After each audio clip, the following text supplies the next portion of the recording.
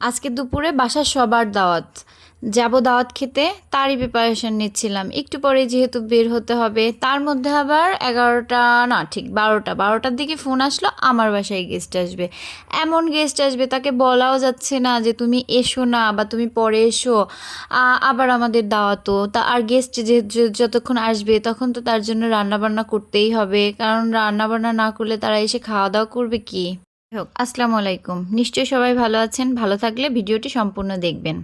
আর আমার বাসায় যে আজকে গেস্ট আসবে সে শুধু গেস্ট না, সে আমাদের অনেক পছন্দের একজন মানুষ। সে কে জানেন? সে হচ্ছে আমাদের নানি, মানে আমার নানি শাশুড়ি। ঠিক আছে, সে হঠাৎ করে আর কি ফোন দিয়ে বললো সে আমাদের বাসায় আসবে কিন্তু থাকবে না, সে এসেই একটু পরেই চলে যাবে। তো আমাদের বাসায় তো আজকে কোনো খাবারের আয়োজনই করা হয়নি, যেহেতু সকালে রান্না করেছি আর দুপুরে আমাদের সবারই দাওয়াত।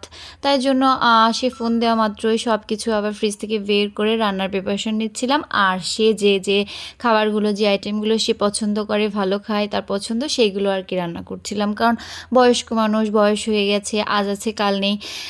তাই আর কি তার জন্য একটু রান্না করছিলাম। এদিকে আমার দুপুর টাইম আমার ছেলেকেও একটু দুধ গরম করে দিলাম, বললাম যে তুমি খাও, তোমাকে বিকালে ঘুরতে নিয়ে যাবো। ও তো কিছুতেই খাবে না, তো ওকে একটু পাঁপড়টি দিয়ে খাওয়াচ্ছিলাম আর কি। বাচ্চা মানুষ পাঁপড়টি দিলে এমনিতেই খায়। এই দেখেন, বললাম না যেমন নানু শাশুড়ি আসবে, আসলে মা আমার মুরব্বি তারা এমনই হয়।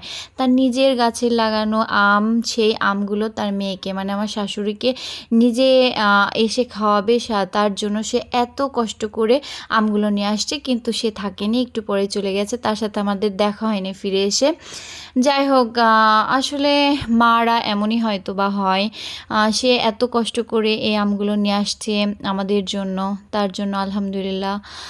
নানিকে ভালো রাখুক, সুস্থ রাখুক, আল্লাহ তাকে অনেক ভালো রাখুক, সুস্থতা দান করুক। এই দেখেন রান্না করছি, তার মধ্যে আমার কন্টেনারে চাল খালি হয়ে গেছে। আমি যেখানে স্টোরেজ করে রাখি এখন সেখানে গিয়ে দেখি চালের বস্তাও খোলা না। কেমনটা লাগে। আর আমার বাসায় যে হেল্পিং হ্যান্ড সেও চলে গেছে। তো তাড়াতাড়ি করে নিয়ে এসে চাল ধুয়ে দিয়ে এই যে বেরোয় পড়লাম উইদাউট মেকআপ। শুধুমাত্র মাথাটা একটু আঁচড়াইছি আর একটুখানি লিপস্টিক লাগাইছি, আর কিচ্ছু টাইম পাই না।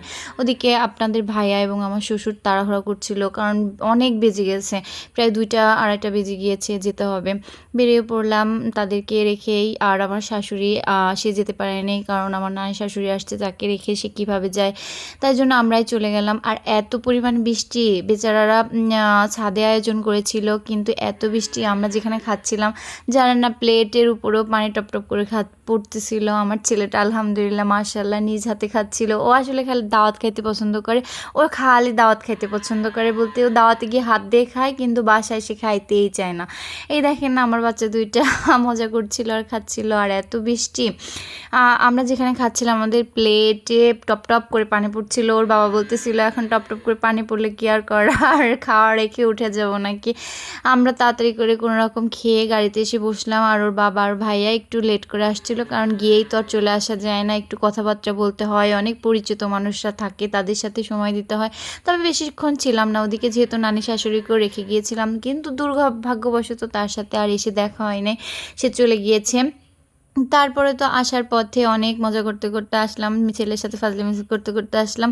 কিন্তু ওর বাবার রাত্রে আরেকটা ইনভার্ট ছিল, ওই জন্য ওর বাবা রাত্রে তাড়াতাড়ি বাসায় আসেনি। ওর বাবা আসতে অনেক লেট করে ফেলেছে, প্রায় 10টা 11টার দিকে বাসায় এসেছে।